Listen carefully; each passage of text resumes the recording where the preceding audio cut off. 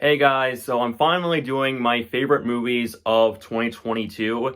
So for this list, I decided that I would change it up a little bit because originally I was planning on doing a ranked list, but I decided I'm having a hard time ranking these. Why not I just do in a no particular order way for these movies? But I will list some quick honorable mentions, so let's get on with the honorable mentions real quick. First honorable mention is Hustle. This was the new Adam Sandler movie that dropped on Netflix, and much like Uncut Gems, it proves that Adam Sandler is a great, serious actor, and I do wish he was in more roles like these. The movie was well shot and well done. The only thing is, I definitely feel like this is a movie I would only watch every once in a while. It's not that type of movie I'm dying to go back to anytime soon, but I still thought it was pretty fun. Next honorable mention is RRR. I thought for a 3 hour long movie, it was really solid. My only issue is that I definitely felt like the first hour was definitely the weakest part for me, since sometimes it just dragged on except for the action. In fact, I'm just going to say this right now. This is some of the best action I've seen in any movie, period. And it does make me want to go back and watch it when I have free time. But for right now, I just think it's a pretty good movie. My third honorable mention is the Del Toro Pinocchio film. This is easily the best Pinocchio movie. Well, second best. We'll explain once we get to the top 10. As I thought it was a really well done retelling of the Pinocchio storyline. I thought all the actors did a great job. I will admit there were some parts where I definitely felt a little bit of the 2 hour runtime, but I still thought it was a really solid film. Next honorable mention is Rise of the TMNT movie. Now, I've never seen the actual show because I've been busy, but as someone who's been a lifelong TMNT fan, I thought the animation was fantastic. Seriously, can we start having 2D animated movies in theaters rather than being sent straight to streaming services? That's all I ask for Hollywood. I thought the story was really good, and it definitely got me emotional at points. And I will say, again, the animation and the fight scenes were just beautiful.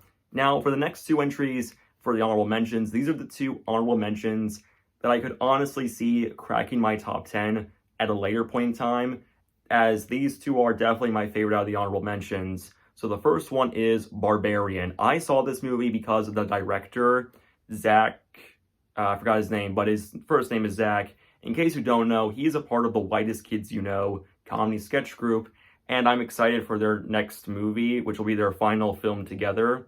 But I definitely felt like this film was a great horror movie. I thought the suspense was well done. All the actors did a fantastic job.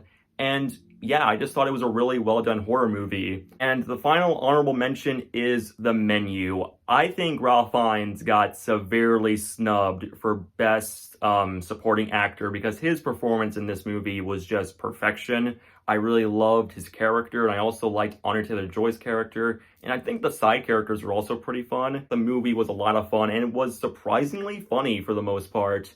So now that we've gotten rid of the honorable mentions, let's talk about the actual favorite movies of 2022 for me. Now, the first two, these two are definitely my least favorite out of the top 10. In fact, again, I could see Barbarian and The Menu taking their spots. So starting off this list, we have, in my opinion, probably the biggest surprise of the year for me, Avatar 2: The Way of Water.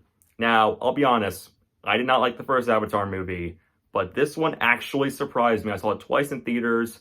The characters actually had personalities to them this time around. Like, I actually cared for Jake Sully and his family. In fact, his young son, I think his name is supposed to be Noah, is probably my favorite character in the Avatar universe, well, in these films, because he's actually relatable, and I just thought his entire thing was pretty well done. And the villain this time around was actually more interesting. Like, they actually took the villain and made him an interesting character rather than just being like, oh, I'm big bad government guy. So, congratulations.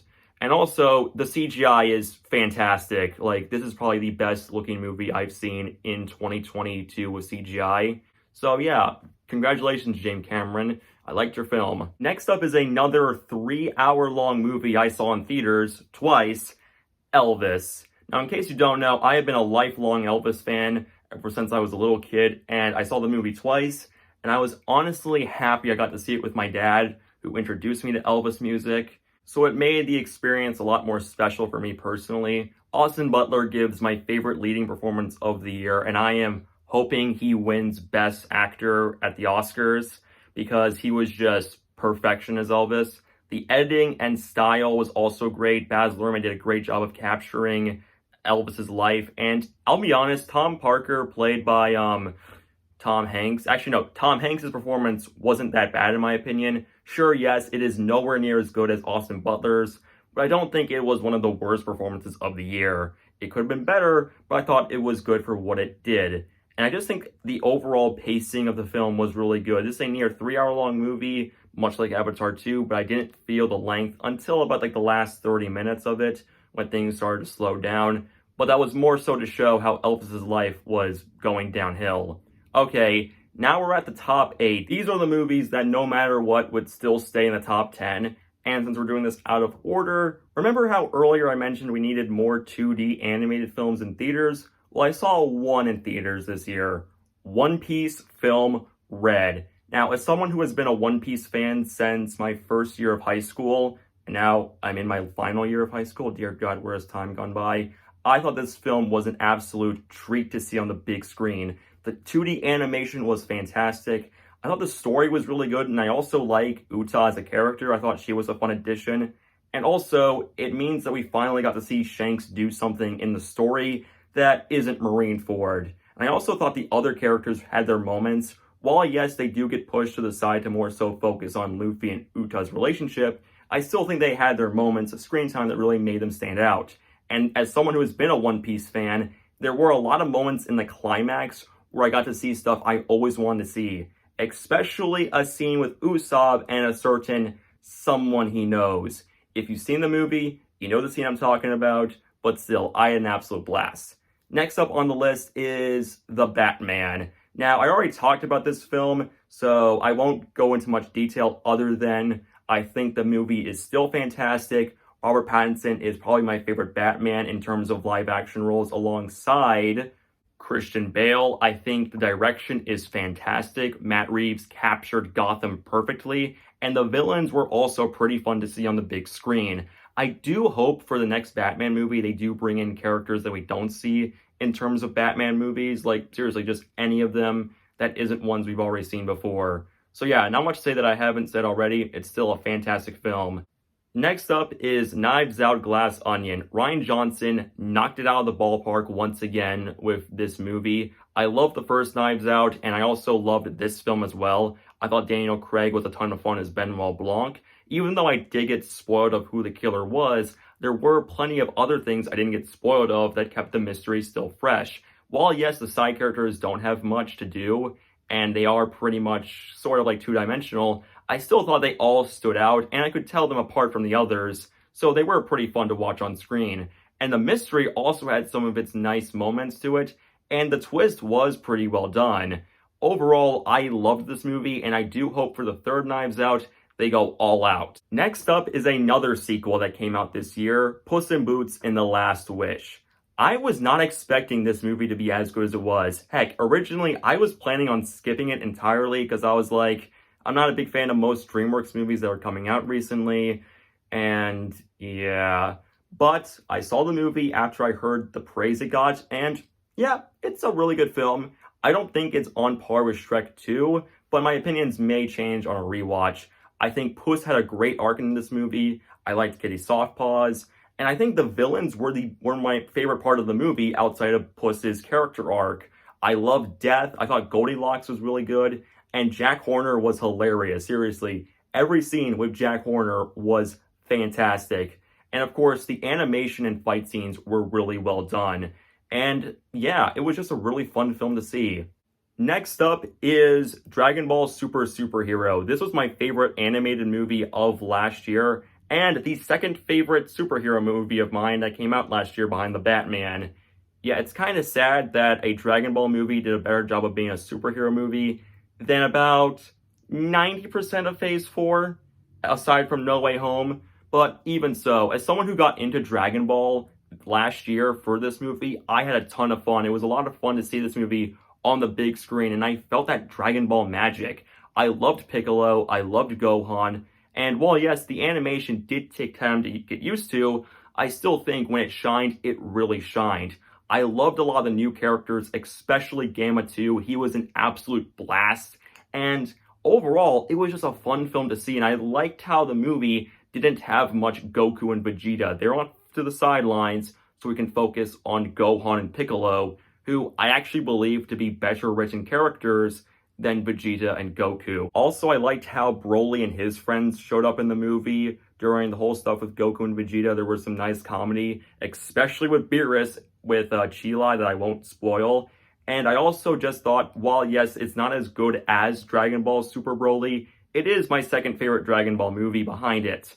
Next up is Top Gun Maverick. I watched the first Top Gun movie in preparation, and it was good, just fine. But seeing this movie was fantastic. Tom Cruise did a great job. I thought the story was well done. I loved his chemistry with the kid from Whiplash. I forgot his name, but he's a really good actor, and he was also in Whiplash, which is one of my favorite movies. And yeah, the action scenes in the planes were fantastic. Every scene had my heart pounding, and I just thought it was an incredible movie to see, and it really is how you do a legacy sequel, and Disney should take notes on this. Seriously, this is how you do a legacy sequel, guys. Anywho, next up is Bullet Train. I didn't see this in theaters, but I saw it when it came out on streaming services, and it was a lot of fun. I thought all the characters and the story was fun, and I also liked how this story was done in a non-linear way. So by the end of it, I was like, oh, okay, I understand the whole plot. And I just thought everything about this movie was an absolute blast. The movie keeps up this chaotic energy throughout it because this movie goes as fast as a bullet train, which is pretty clever. Again, this was a ton of fun to watch, and I only think my only real issue is that they did pull a couple of fake-out deaths, which did get annoying, especially by the end of it. And also, the movie was hilarious. This is one of the funniest movies I saw that came out last year. So that means there's just one more movie left to talk about, and that movie is Sonic the Hedgehog 2. I do have a review planned for Sonic Frontiers, which will come out in March, but with Sonic 2, I just wanted to say, last year was good for Sonic. I mean, you got Sonic Prime, Sonic Frontiers, and this, which were all well received. As someone who has been a Sonic fan for years, it was so good for the first Sonic movie to be good, but for this film to be truly great. I loved this movie, faults and all. I thought the characters were a lot better. The introduction of Tails and Knuckles was just perfect. Idris Elba is fantastic as Knuckles, and he reminds me a lot of Scott Dreyer as Knuckles with how he delivers his lines. And I also thought Tails was fantastic.